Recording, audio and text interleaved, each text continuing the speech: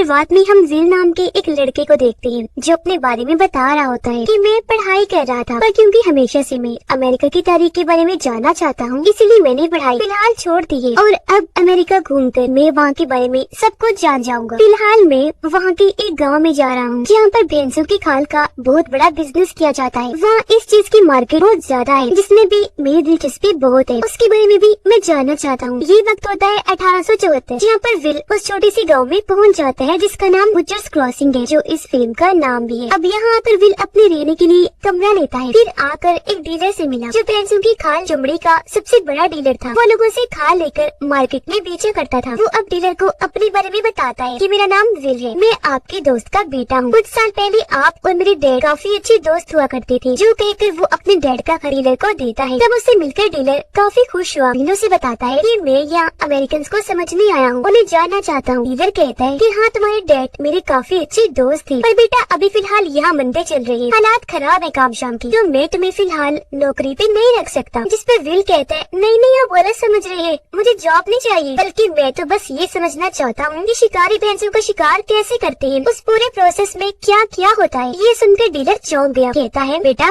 जो तुम सोच रहे हो ना, ये काम इतना आसान नहीं है। आगे चलकर तुम्हें जिंदगी की बहुत सारी चीजें देखनी है और ये फजूल सी चीज उन चीजों में शामिल नहीं है। विल कहता है नहीं अंकल, ये मेरा शौक है, मुझे ये चीज हर हाल में देखनी है। जो कहकर वो यहाँ से चला जाता है। अब वो वहाँ से एक बार में आया जहाँ पर मिलर नाम का काफी बड़ा शिकारी बैठा हुआ था। विल उसके पास आकर कहते हैं कि आप काफी बड़ी और खतरनाक भैंसों के शिकारी लग रहे हो। सर मैं भी आपके साथ शिकार पर जाना चाहता हूँ, मैं हर चीज को बहुत जल्द समझ लेता हूँ। अब मिलर जो समझ गया था कि विल यहाँ पर चीजें देखने आया है, वो विल को अपने पास बिठा लेता है। तब बार की मालिक लड़की उनके लिए शराब लेकर आती है। वो मिलर को बताता है कि मैंने इस बारे में डीलर से भी बात की थी, पर उसने तो साफ साफ मना कर दिया। मिलर कहता है कि हाँ वो ऐसा ही है, दरअसल अब बूढ़ा हो चुका है ना, इसलिए। विल पूछता है कि इस बार आप शिकार पर कहाँ जाने वाले हो? मिलर ने जवाब दिया कि हफ्तों का सफर तय करने के बाद एक पहाड़ी इलाका आएगा, हम इस बार वहाँ जाएंगे शिकार के लिए, क्योंकि वहाँ हजारों की तादाद में जंगली भैंसें होती है। पर इस मिशन पर हमें कई सारे हथियारों और सामान की जरूरत पड़ेगी। विल पूछता है कि सब पर टोटल कितना खर्चा आ जाएगा? मिलर कहता है कि $600 तक लग जाएंगे, पर घबराना नहीं लड़के, जब हम वापस आएंगे ना तो हमें हजारों डॉलर्स का फायदा होगा। थोड़ा सोचने के बाद विल कहता है कि मैं जिस खोज के लिए यहाँ आया हूँ वो मेरा एक जुनून है और जुनून का कोई मोल नहीं होता। इस मिशन में पैसे मेरे लिए कोई मायने नहीं रखते, तो मैं इसके लिए तैयार हूँ। जिस पर मिलर उसके साथ हाथ मिलाकर ये डील पक्की कर लेता है और अब ये लोग फिर से मिलकर शराब पीते हैं। रात के वक्त विल दोबारा से बार में आया जहाँ लोग नाच गाना करके खुश हो रहे थे। विल को बार की मालिक कहती है कि तुम मुझे बहुत पसंद हो, और उसे अजीब लगा। वो यहाँ से चला जाता है। अगले दिन जब ये सारे बार में आए, मिलर यहाँ विल को अपने दो साथियों से मिलवाता है। वो एक ही तरफ इशारा करके कहता है कि ये मेरा साथी स्किनर है, भैंसों का शिकार होने के बाद ये उनके जिस्मों पर से खाल उतारने का काम करता है, और दूसरा साथी एक कुक है जो हमारे साथ इस सफर में खाना बनाने का काम करेगा। स्किनर यहाँ मिलर को कहता है कि तुम जिस पहाड़ी इलाके पर शिकार करने के लिए जाने की बात कर रहे हो ना, वहाँ जाना काफी मुश्किल और खतरों से भरा हुआ है, क्योंकि रास्ता बहुत लंबा है जिस बीच तूफान, लुटेरों और खाइयों के बहुत खतरे हैं। मिलर कहता है पर वहाँ जाने में हमें काफी फायदा होने वाला है, क्योंकि वहाँ हजारों की तादाद में भैंसें होती है। स्किनर कहते हैं अच्छा ठीक है, पर मुझे इस चीज से फर्क नहीं पड़ता, अपने काम के मैं $60 लूंगा, इसके अलावा तुम कितना मुनाफा कमाते हो मुझे उसमें से हिस्सा नहीं चाहिए। जिस पर विल और मिलर दोनों राजी हो जाते हैं और इसी दिन की दोपहर की वक्त शिकार के लिए निकल जाते हैं। चारों लोग अपने अपने सामान के साथ आगे बढ़ रहे थे। मिलर को रास्ता पता था तो वो ही सबसे आगे बढ़ रहा था। रास्ते में रुक रुक कर ये लोग शिकार करते हैं। तब कुक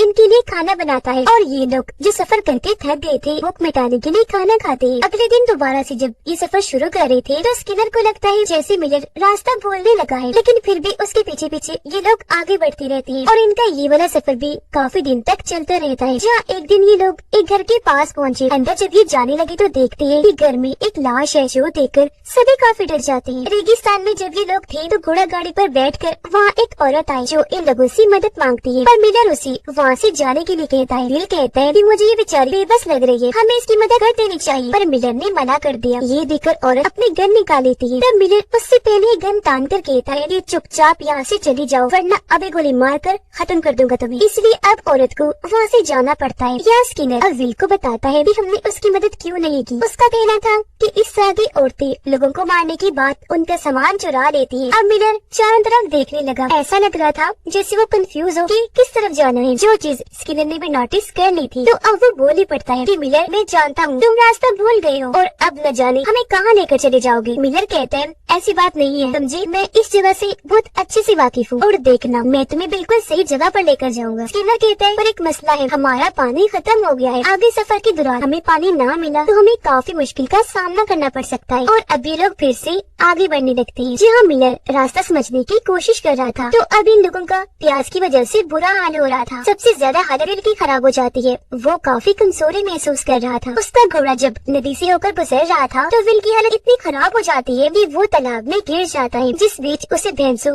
और बार के मालिक के ख्याल आने लगते हैं। ये देखकर मिलर जल्दी से उसके पास आया, कहता है कि हौसला रखो, संभालो खुद को, हमारे साथ साथ रहो, अगर तुम हमसे अलग हो गए तो यहाँ पर गुम हो जाओगे। और अब क्योंकि इन्हें इस तालाब का पानी मिल चुका था तो ये काफी खुश थी, अपने प्यास बुझाकर आगे बढ़े। और अब ये लोग तकरीबन उस पहाड़ी इलाके के करीब पहुँच गए थे, पर क्योंकि ये जगह ऊंची नीची थी इसलिए बड़ी मेहनत से धक्का लगाकर अपनी गाड़ियों और सामान को ऊपर चढ़ाते हैं। जिसके बाद ये उस पहाड़ी इलाके जहाँ इन्होंने जाना था उसके बिल्कुल सामने आ जाते हैं। मिलर कहते हैं कि ये जगह बिल्कुल सही है, हम यहीं रहते हैं। और क्योंकि अपनी मंजिल पर आ गई थी तो काफी खुश हो जाती है, जहाँ इन्हें हजारों की तादाद में भैंसें नजर आई। पर क्योंकि ये काफी थक गई थी तो कहती है कि आज हम आराम करेंगे, शिकार करने कल चले जाएंगे। पर मिलर इनसे कहता है कि थोड़ा आराम करने के बाद तुम अपनी अपनी तैयारी कर लो। स्किनर यहाँ विल से पूछता है कि तुम्हें यहाँ आकर कैसा लग रहा है। विलन मुस्कुराते हुए कहता है कि सब कुछ बहुत अच्छा है, मैं बहुत अच्छा महसूस कर रहा हूँ और मुझे लग रहा है कि यहाँ पर शिकार करने का बहुत मजा आएगा। फिर वो मिलर से पूछता है कि तुम्हें शिकार करना क्यों पसंद है, हालांकि इसमें पैसे मिलने की पूरी गारंटी भी नहीं होती, नुकसान भी हो सकता है, फिर भी तुम ये काम करते हो क्यों? पर मिलर फिलहाल उसकी बात का कोई जवाब नहीं देता। अगले दिन मिलर भैंसों का शिकार करने के लिए अपनी गोलियों को तैयार करने लगा। वो उनमें खतरनाक बारूद और जहर भर रहा था। ये देखकर विल उसके पास आया, काफी दिलचस्पी लेकर ये सब देखने लगता है। मिलर उसे बताता है कि जब हम भैंसों का शिकार कर रहे होते हैं तो वो चीज काफी मुश्किल होती है, उसमें बहुत मेहनत लगती है। सबसे पहली मेहनत तो ये जो तुम देख रहे हो, गोलियों में जहर बारूद कितनी मुश्किल से भरना पड़ता है, साथ ही शिकार वाली जगह पर भी काफी खतरा होता है। और यही चीज मुझे काफी पसंद है, यही वो वजह है कि मैं भैंसों का शिकार करता हूँ, क्योंकि ये चीज मेरे लिए एक खेल ही है और खतरों से खेलना मुझे बहुत पसंद है। अब जब ये एक जगह पर आए तो वहाँ हजारों की तादाद में भैंसें थी। मिलर अपना निशाना लगाकर एक भैंस को शूट कर देता है। अब गोली उसे लग तो गई पर वो दोबारा से भागने लगी। विल कहते हैं ओह आपने अपना निशाना मिस कर दिया। तो मिलर बड़े यकीन के साथ कहता है बेटा मैं निशाना कभी मिस नहीं करता, सवाल ही पैदा नहीं होता कि मिलर का निशाना चूक जाए। वो और अब जब विल देखता है वो भैंस जहर के असर की वजह से बेहोश होकर वहीं गिर जाती है। जिसके बाद मिलर और भी कई सारे भैंसों पर निशाने लगा कर उनका शिकार करता है, जिससे देखते ही देखते वहाँ भैंसों की लाशों के ढेर लग जाते हैं। ये चीज देखकर विल को भी काफी मजा आता है, इसलिए वो अपने लिए भी गन तैयार करता है और अभी दोनों मिलकर कई सारी भैंसों को मार देती हैं, जिससे इन्हें काफी मजा आता है। जब लाशों के ढेर के पास स्किनर आया और सबकी खाल उतारने लगता है, ये चीज वो विल को भी सिखा रहा था। ऐसे फिर कई दिन और गुजर गए जहाँ ये लोग भैंसों का गोश्त खुद खा लिया करते थे, जबकि खालों को अपने पास जमा कर रहे थे। विल देखता है कि जब स्किनर के लिए खाना बना रहा होता है तो वो उसमें कोई चीज मिला देता है। ऐसा उसने पहले भी कई बार किया था, जो चीज विल को अजीब तो लगी पर उसने नजरअंदाज कर दिया। रात को जब ये लोग एक साथ बैठे थे तो विल मिलर से कहता है कि मेरे ख्याल से अब हमें यहाँ से निकलना चाहिए, जिसके लिए मिलर ने साफ साफ मना कर दिया। कहता है कि अभी कहाँ, अभी तो शिकार की शुरुआत हुई है लड़के, आगे बहुत कुछ बाकी है। अब खाना खाते ही स्किनर की तबीयत खराब होने लगी, उसके पेट में जोरों का दर्द हो रहा था। अगले दिन विल खुद से अपना पहला शिकार करता है, पर इसमें उसे तकलीफ हुई क्योंकि उसके मुंह से खून निकल आया था। जिसके बाद वो और मिलर दोनों मिलकर वो सारे भैंसों का शिकार करते हैं, जिनकी भी स्किनर खाल निकाल लेता है। फिर वो मिलर से कहता है कि हमने बहुत सारी भैंसों का शिकार भी कर लिया है और उनकी स्किन खाने भी उतार ली है और अब हमें यहाँ से निकलना चाहिए। ये सुनकर मिलर को गुस्सा आ गया। वो कहता है कि ये फैसला मैं करूँगा कि हम कब यहाँ से जाएंगे। अगर मेरे शिकार होने से पहले तुमने यहाँ से जाने की जल्दी मचाई तो मैं तुम्हें खत्म कर दूंगा। जो कहकर मिलर और भी कई सारे भैंसों का शिकार कर लेता है, जिनकी साथ ही स्किन निकाल दी गई। और ऐसे इन्हें कुछ दिन और यहाँ पर गुजर जाते हैं, जहाँ पर मिलर दिन में तकरीबन 100 भैंसों का आराम से शिकार कर लिया करता था। और यहीं पर स्किनर की तबीयत खराब होने लगी, जोर से उसके पेट में दर्द होता है और ये उस चीज की वजह से हो रहा था जो कुक उसके खाने में मिलाया करता था। और अब तो विल के साथ भी अजीब होने लगा, उल्टे सीधे उसे ख्याल आने लगी थी, जिनमें वो मिलर और बार के मालिक को साथ देखता है तो कभी अपनी शिकार की गई भैंसें भी उसे नजर आया करती थी। और अब ऐसे इन्हें यहाँ पर 3 हफ्ते गुजर गए। रात को स्किनर कहता है कि हमें यहाँ पर 3 हफ्ते हो गए हैं, जबकि सिर्फ हमें 1 हफ्ता यहाँ पर रुककर ये शिकार करनी थी। जो सुनकर मिलर को काफी गुस्सा आ जाता है, वो चिल्लाता है, जिस पर स्किनर कहता है कि ज्यादा मत बोलो, ओके, हमें यहाँ से निकलना ही होगा वरना हम अपने गाँव विचर्स क्रॉसिंग नहीं पहुँच पाएंगे, क्योंकि कुछ ही दिन में सर्दियाँ शुरू हो जाएंगी और उस मौसम में बर्फ के बीच में से हम अपना सामान नहीं ले जा पाएंगे। अब मिलर कहता है कि ऐसा कुछ नहीं होगा, ओके, ओके, ज्यादा अपना दिमाग मत चलाओ और हम यहाँ से जा भी नहीं रही क्योंकि मुझे पता है कि सर्दियाँ कब शुरू होती हैं। जिस पर स्किनर को गुस्सा आ गया। वो कहता है मिलर तुम पागल हो गई हो, तुम यहाँ की हर एक भैंस का शिकार करना चाहते हो, ऐसा नहीं हो सकता। उसका ये बर्ताव देखकर मिलर को भी गुस्सा आ गया। वो उसका मुंह बंद करके मार कर उसे नीचे गिरा देता है। तब विल उसे कहता है कि स्किनर ठीक ही तो कह रहा है, हमें यहाँ से चलना चाहिए। मिलर जवाब देता है कि मैं यहाँ पर शिकार करने आया हूँ और जब तक वो पूरा नहीं होगा मैं तुम या कोई भी यहाँ से नहीं जा सकती। जिसके अगले ही दिन मिलर के शिकार का सिलसिला दोबारा शुरू हो गया, जिसमें जमीन पर कई जगहों पर लाशों के ढेर लग जाया करते थे। वहाँ से थोड़ा आगे आकर मिलर कहता है कि मैं अब इससे भी आगे जा रहा हूँ शिकार करने, क्योंकि वहाँ तकरीबन 200 भैंसी होंगी। जो बोलकर वो आगे बढ़ गया जहाँ सच में कई सारी भैंसी। पर उसके इस पागलपन से अब विल भी परेशान हो गया था। वो कहता है कि तुम अपने भैंसों के शिकार को लेकर पागल हो गए हो। पर अब मिलर आगे बढ़कर दूर से भैंसों पर गोलियां चलाने लगता है, जिससे डरकर वो वहाँ से भागने लगता है और मिलर भी उनके पीछे पीछे जाने लगता है। पर भैंसी जिनकी स्पीड काफी तेज थी वो दौड़ निकल आती है और इस चीज से मिलर को बहुत गुस्सा आ जाता है, जो सारा वो अपने साथियों पर भड़क कर निकालता है। अब तभी विल के हाथ पर आसमान से बर्फ आकर गिरी, यानी कि सर्दियों की शुरुआत हो गई थी, जिसके देखते ही देखते वहाँ बर्फ का तूफान आने लगा। इसलिए ये लोग अपना सामान समेटने लगते हैं और क्योंकि शुरू में ठंड बहुत ज्यादा ही थी इसीलिए विल संभल नहीं पाता, उसकी तबीयत खराब होने लगती है। इसलिए मिलर उसे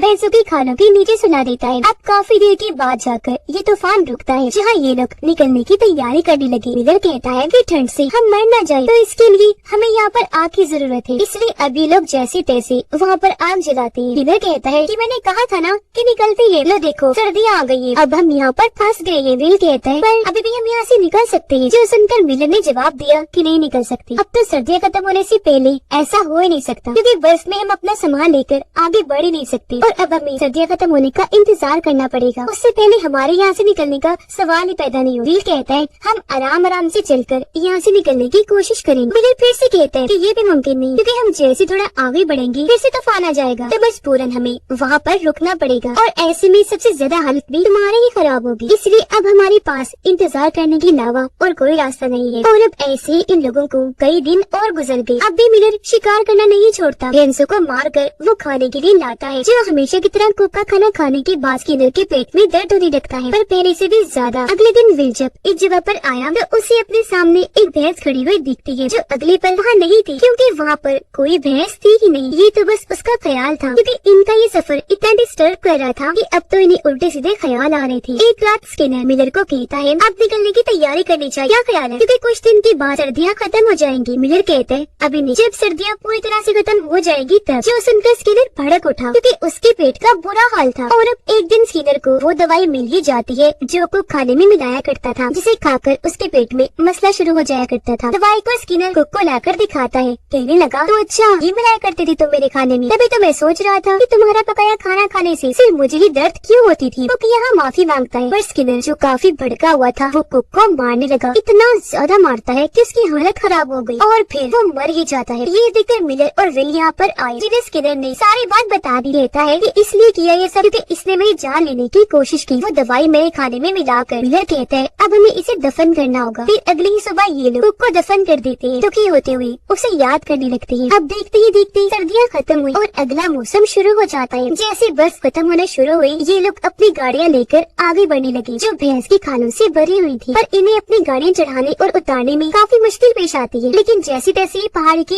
उस तरफ जाकर आगे बढ़ने लगी। मिलर कहता है कि इस बार हम बुटर्स क्रॉसिंग में जाकर माला माल हो जाएंगे, हमें खूब मुनाफा होगा। और अभी लोग एक खाई पर से गुजरने वाले थे। ऊंचाई की वजह से काफी दिक्कत का सामना करना पड़ रहा था और तभी घोड़ा इनकी माल गाड़ी से अलग हो जाता है, जिससे स्किनर और खालों से भरी हुई गाड़ियाँ नीचे खाई में जाकर गिर जाती हैं और इस हादसे में स्किनर की मौत हो जाती है। ये देखकर दोनों को काफी बुरा तो लगा, पर अब वो घोड़ों पर बैठकर अपना सफर शुरू कर देते हैं। जल्दी अपने गाँव बुटर्स क्रॉसिंग में पहुँच गए, जहाँ आकर इन्होंने देखा कि गाँव के सभी घर खाली है, अब यहाँ पर कोई भी नहीं है। ये दोनों अब मिलर के घर आए। मिलर उससे पूछता है कि यहाँ पर क्या हुआ। अब वो उनको देखकर काफी चौंक गया। कहता है कि तुम दोनों जिंदा हो, मुझे लगा था मर गए होगे। मिलर उसे कहता है जानती हो इस बार मैं बहुत बड़ा शिकार करके आया हूँ, हमारे पास भैंसों की खालों का ढेर है। ये सुनकर डीलर हंसने लगा। कहता है मगर अब तुम्हारा ये बड़ा शिकार किसी काम का नहीं, क्योंकि भैंसों की खालों की डिमांड मांग खत्म हो गई है। यही वजह है कि इस चीज का बिजनेस हमारे गाँव में काफी डाउन हो गया, लोगों को नुकसान होने लगी। इसीलिए वो यहाँ से सब कुछ छोड़ छाड़ कर चले गए ताकि कोई अच्छा काम तलाश कर सके। खुद मुझे भी इस बिजनेस में काफी नुकसान हुआ। अब ये स्किन्स हमारे किसी काम की नहीं है। इस बात से मिलर काफी मायूस हो गया। उसे बहुत बुरा लगता है, गुस्सा भी आ जाता है, इसलिए वो यहाँ से निकल गया। डीलर अब वे से पूछता है कि तुम यहाँ जिस मकसद के लिए आए थे वो पूरा हुआ? जो अपने सफर पर तुम ढूंढने गए थे वो तुम्हें मिल गया? जिस पर वो हाँ में जवाब देता है। डीलर कहता है कि तुम जैसे आजकल के जवान बच्चों को मैं समझ ही नहीं पाता। तुम्हारे सर पर एक चीज को लेकर इतना जुनून सवार हो जाता है कि तुम वो चीज खोज कर ही रहती हो जिसके लिए तुम्हें चाहे कुछ भी करना पड़े। फिर मुस्कुराते हुए कहते हैं हाँ बस ऐसा ही है। जो कहकर वो अपने कमरे में आ गया जहाँ उसे अपने पूरे सफर की ख्याल आने लगती है। वो जब लेटा हुआ था तो उसी बाहर से लोगों के चिल्लाने की आवाजें आई। उसने जब बाहर आकर चेक किया तो मिलर ने डीलर के घर पर आग लगा दी थी। तब से चिल्लाता हुआ डीलर जैसे यहाँ पर आया मिलर उसके सर पर वार कर देता है। पर उसने अब जैसे विल को देखा वो फौरन यहाँ से निकल गया। और अब अगले दिन विल दोबारा से अपने सफर पर निकल गया ताकि वो अमेरिका के बारे में और जान सके जिसके लिए वो आया था, जो उसका मिशन था। ये बताया जाता है कि अमेरिका में टोटल 60 लाख के करीब भैंसें थी, पर लोगों ने उनका इतना शिकार किया कि अब सिर्फ मुश्किल से 300 भैंसें ही बची थी। यानी कि भैंसों की काफी बड़ी तादाद का शिकार किया गया था। और इसी के साथ इस फिल्म की कहानी यहीं पर खत्म हो जाती है।